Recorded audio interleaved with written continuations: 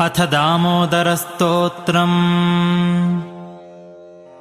मत्स्याकृतिधर जय देवेश वेदविबोधक कूर्मस्वरूप मन्दरगिरिधर सूकररूप भूमिविधारक जय देवेश। काञ्चनलोचन नरहरिरूप दुष्टहिरण्यक भञ्जन जय भो। जय जय वामन बलिविध्वंसिन् दुष्टकुलान्तक भार्गवरूप। जय विश्रवसस्सुत विध्वंसिन् जय कंसारे यदुकुलतिलक। जय वृन्दावनचर देवेश देवकी नन्दन नन्दकुमार। जय गोवर्धनधर वत्सारे धेनुक भञ्जन जय कंसारे। रुक्मिणीनायक जय गोविन्द सत्यावल्लभ पाण्डव बन्धो। खगवरवाहन जय पीठारे जय मुरभञ्जन पार्थ सखे त्वम्। भौमविनाशक दुर्जनहारिन् सज्जनपालक जय देवेश।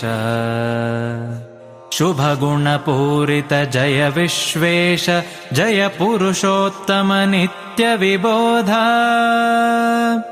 भूमिभरान्तक कारणरूप जय खरभञ्जन देववरेण्य। विधिभवमुखसुर सतत सुवन्दित सच्चरणाम्बुज कञ्ज सुनेत्र। सकलसुरासुर निग्रहकारिन् पूतनिमारण जय देवेश। यद्भ्रूविभ्रममात्रात्तदिदम् आकमलासन शम्भुविपाद्यम्।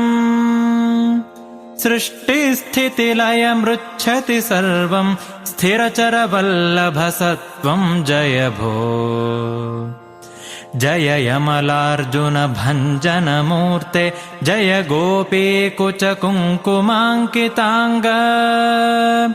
पाञ्चाली परिपालन जय भो जय गोपीजनरञ्जन जय भो। जय रासोत्सवरत लक्ष्मीश सतत सुखार्णव जय कञ्जाक्ष।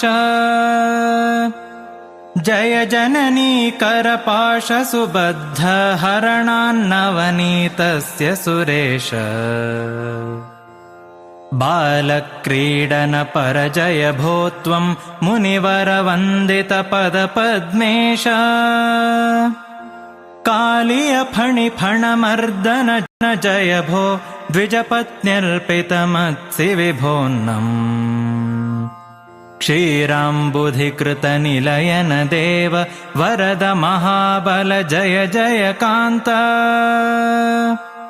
दुर्जनमोहक बुद्ध स्वरूप सज्जन बोधक कल्कि स्वरूप।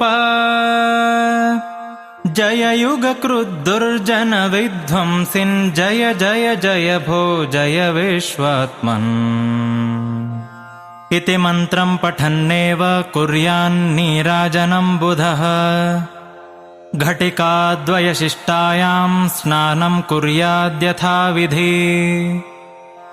इति दामोदरस्तोत्रम्।